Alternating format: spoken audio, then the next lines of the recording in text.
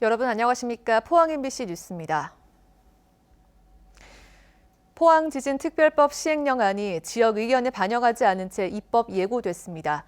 일주일 전 흥해에서 개최된 주민 의견 수렴의 내용은 정부에 전달조차 되지 않았습니다.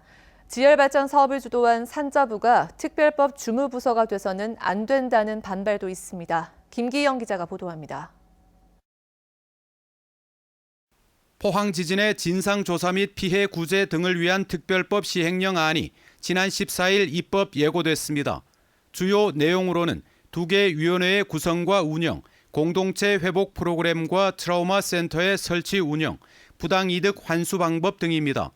이 가운데 핵심은 위원회 구성, 10년 이상 법조 경력자, 지질, 지열발전, 재난관리 등의 10년 이상을 대학에서 교수나 관련 분야에 종사한 전문가 등으로 국무총리가 위원 9명을 임명합니다. 포항 시민들이 염원했던 지역 인사 추천에 관한 언급은 없습니다. 특별법 제정 운동을 주도했던 범대위는 지역 대변자가 포함되지 않으면 집단 행동을 예고해둔 상태입니다. 피해 주민을 대변하는 데 들어가는 안이 있어야 되는데 그게 없어요. 그거 없으면은 그 시행 자체에 의미가 없습니다. 우리는 그 법 자체를 거부할 겁니다. 일주일 전인 지난 10일 포항시가 개최한 의견 수렴의 결과는 어찌된 영문인지 산자부에 전달되지도 않았습니다. 저희가 전달받지 못했어요. 그때 설명회 때 나온 의견에 대해서 포항시가 저희 쪽에 전달한 게 없습니다. 전달하지도 않을 의견 수렴회는 무엇하러 개최했느냐는 비판이 이는 가운데 포항시는 3월 11일까지 의견 수렴 기간 동안 모든 수단을 동원해 시민의 바람을 반영하겠다고 밝혔습니다. 지열발전 사업에 대한 감사원 감사가 마무리되지 않은 상태에서 책임으로부터 자유롭지 않은 산자부가 주무부서인 것도 논란입니다.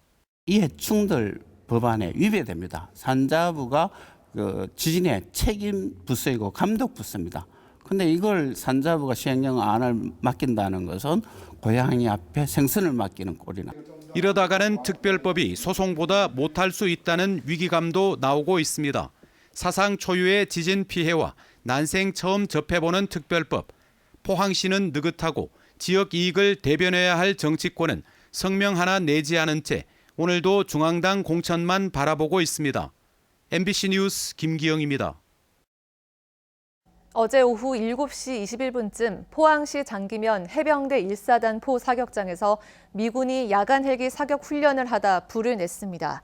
불이 난 곳은 오랫동안 사격장으로 사용돼 나무가 없는 데다 부대 측이 사격 훈련에 앞서 헬기로 물을 뿌려놓아 다행히 산불로 번지지는 않았습니다. 불이 나자 해병대원 200여 명과 포항시청 공무원, 소방대원 100여 명이 나서서 2시간 만에 진화했습니다. 사격장 인근 주민들은 이틀째 강풍주의보가 발효돼 있는 상황에서 군 부대 측이 무리하게 야간 훈련을 했다며 불만을 나타내고 있습니다. 울릉 지역 현안을 해결하기 위해 울릉군 의회와 사회단체들이 비상대책위원회를 구성해 활동에 나섰습니다. 울릉군 비상대책위원회는 이달 말로 임대 기간이 끝나는 선플라워호의 운항 중단 문제와 관련해 그제 여객선사에 이어 어제 포항지방해양수산청 등 관계기관을 방문해 대책을 촉구했습니다. 이들은 또 경북 우정청을 방문해 저동 우체국 폐쇄 방침에 대한 반대 의견을 전달하고 오늘은 경상북도 의회 방문에 이어 상주에서 열리는 일방적인 선거구 획정 반대 집회에 참가할 예정입니다. 경상북도는 오는 2023년까지 2,100억 원을 투입해 포항 학산천과 구무천, 울진 광천 등 13개 곳을 생태 하천으로 복원합니다. 이 사업은 도로, 상가 등으로 이용되고 있는 복개 시설물을 철거하고 물길과 생태계를 복원하는 것으로 하천의 역사성을 살펴 하천의 정체성을 찾아주는 방향으로 공사를 진행할 예정입니다. 퇴적토를 준설하고 여가시설을 설치해 수질을 개선하고 하천 수량을 증가시키는 한편 지역 주민을 위한 휴식 공간도 확보할 계획입니다. 이상으로 포항 MBC 뉴스를 마칩니다. 여러분 고맙습니다.